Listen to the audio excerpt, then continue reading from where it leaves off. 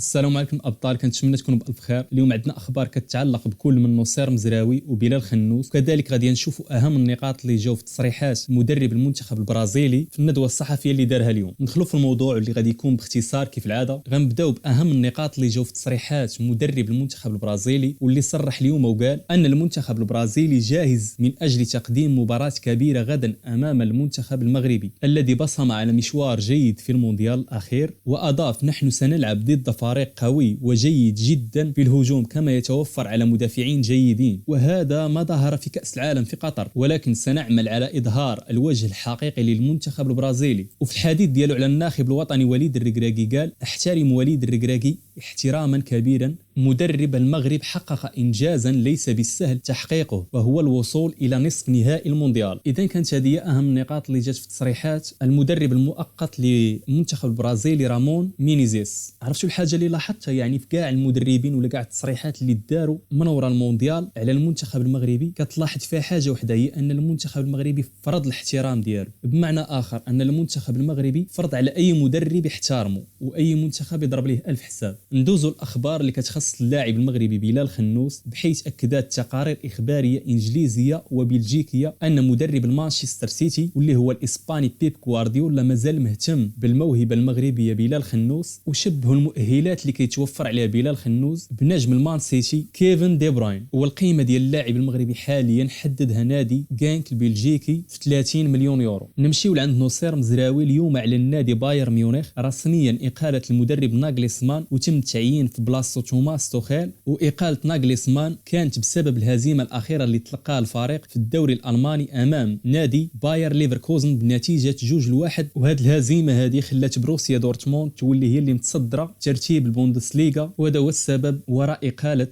ناغليسمان وتم تعيين توخيل، واللي عنده خبرة كبيرة في مسابقات دوري أبطال أوروبا، بحيث فاز بها مع نادي تشيلسي سنة 2020-2021. وكذلك توخيل عنده معرفة كبيرة بالبوندسليغا بحكم أنه سبق له درب أندية ألمانية. على سبيل المثال توخيل سبق له درب نادي ماينز، كذلك نادي أوغوستبورغ ونادي دورتموند اللي ربح معاه كأس ألمانيا. ولكن احنا كمغاربه اللي كيهمنا هو مصير نصير مزراوي مع توخيل، حيث القاعده المعروفه هي ان اي مدرب كيجي كيبغي يفرض الفلسفه ديالو، الفكر ديالو، تكتيك باش كيلعب. والاشكال هو واش نصير مزراوي غادي يكون داخل في المنظومه ديال توخيل، واش غادي يكون مقتنع باللاعب المغربي بحال كيف كان مقتنع به ناغليسمان، حيث نصير مزراوي كان خدا الرسميه على حساب الفرنسي بافارد. ان شاء الله مزراوي غادي يفرض راسه مع توخيل كما وقع مع ناغليسمان. وفي حاله موقع العكس وتوخيل ما اعتمدش على نصير مزراوي، يمكن اللاعب المغربي ينتقل للنادي الانتر ميلان اللي باغينه بقوه. اذا هادشي اللي كاين. قرب الفطور، الله يتقبل منا ومنكم وبصحه فطوركم. كان معكم اخوكم محمد من قناه فوت فليكس. الا مازال ما انضميتش لعائله فوت فليكس رجع البطونه كحله بيضاء وهنت معانا. صلوا على رسول الله واستودعكم الله الذي لا تضيع ودائعه، وتفاءلوا خيرا تجدوا.